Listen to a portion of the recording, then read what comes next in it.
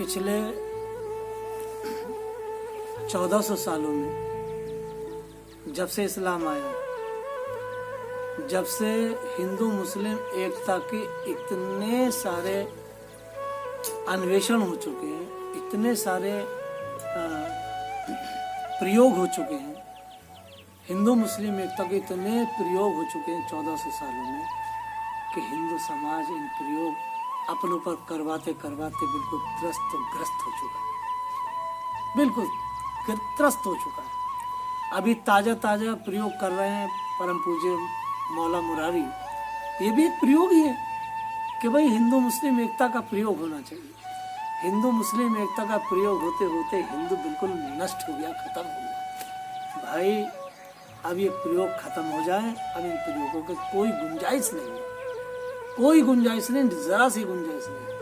अब मैं प्रमाण देता हूँ आपको शास्त्र का कि हिंदू मुस्लिम एकता की क्यों गुंजाइश नहीं है और ये क्यों अननेचुरल है, क्यों अप्राकृतिक है, ये बताता हूँ। जब धरती भगवान प्रकट करते हैं, धरती को भगवान बनाते हैं, शुक्र भगवान ने आकर के धरती को व्यवस्थित किया, तो गुण कर्म विभाग से भगवान सबको उसके गुणों के हिसाब से धरती का क्या करते, भाग करते हैं।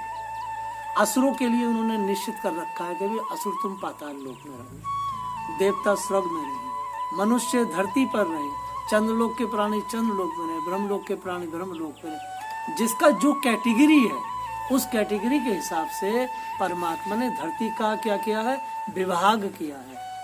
और हर मनुष्य, हर व्यक्ति जितने भगवान ने मनुष्य बनाए 4,32,000 प्रकार की योनियां, सब अपने अपने लोकों में अपने अपने व्यवस्था से रहती।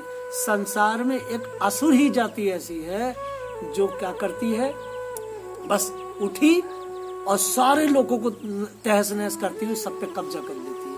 ये आदि काल से चला आ रहा है। भगवान ने असुरों को जगह दी है पाताल, और वो फैलते कहाँ है, सब जगह फैलते हैं। अब देख, और किसी युग में भी जब परमात्मा आकर के कार्रवाई करते हैं, असुरों को भगाते हैं, जब वो अटैक कर लेते हैं, कहीं कब्जा कर लेते हैं, तो भगवान की कोई ऐसी व्यवस्था नहीं है कि वो कहते हो नहीं भैया, अरे असुरों, अरे राक्षसों, देवताओं, निशाचरों, सब एक साथ रहो भैया, सब एक साथ मिलजुल के रहो।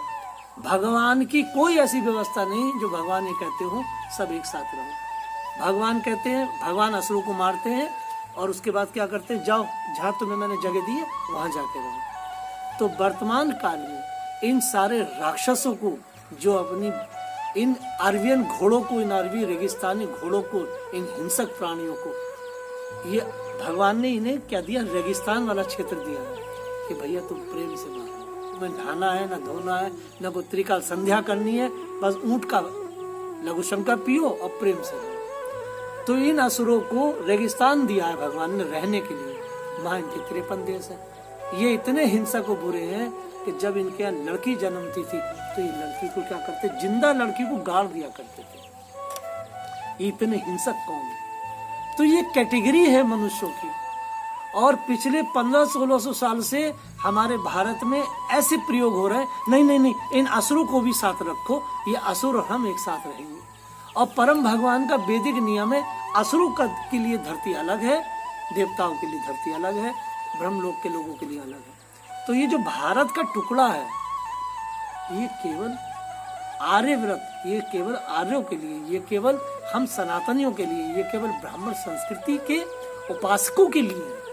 तो इन उपासकों में ये असुर क्या कर रहे हैं? तो मैं ये कहना चाहूंगा कि अब ये प्रयोग बंद हो। इस प्रयोग से हम नष्ट होते जा रहे हैं। जब परम भगवान ने कहा असुरो तुम्हारी जगह वो है, तो ये बाकी के जितने भी महात्मा गण हैं, मुझे तो ऐसा लगता है कि भगवान की व्यवस्था में लगातार हस्तक्षेप कर रहे हैं। ये विष्णु की व्यवस्था में हस्तक्षेप है, सेकुलर बनना। नहीं, मुसलमान भी हमारे आ रहे हैं। अरे मुसलमान राक्षस हैं, ये राक्षसों के लिए भगवान ने एक अलग व्यवस्था दी है। ये रेगिस्तान में रहेंगे राक्षस, ये यहाँ क्या कर रहे हैं? और राक्षसों का आप देखेंगे तात्विक दृष्टि से, आप मेरी बात को आप पूरे वैदिक लिटरेचर में देखिए, क्या कभी कोई राक्षस, भगवान ने कहा अच्छा भाई एक मिनट सुनो, ये सारे राक्षस भी ना यहीं रहेंगे, ये सब मम उपजाए मम प्रिय सुहृदम सर्वभूता नाम। भगवान ऐसे जरूर है कि वो रेगिस्तानी ऊंटों के भी, रेगिस्तानी जलील और जाहिलों के भी भगवान अपने हैं, लेकिन उन्होंने कहा तुम वहां रहो, यहां नहीं रहो।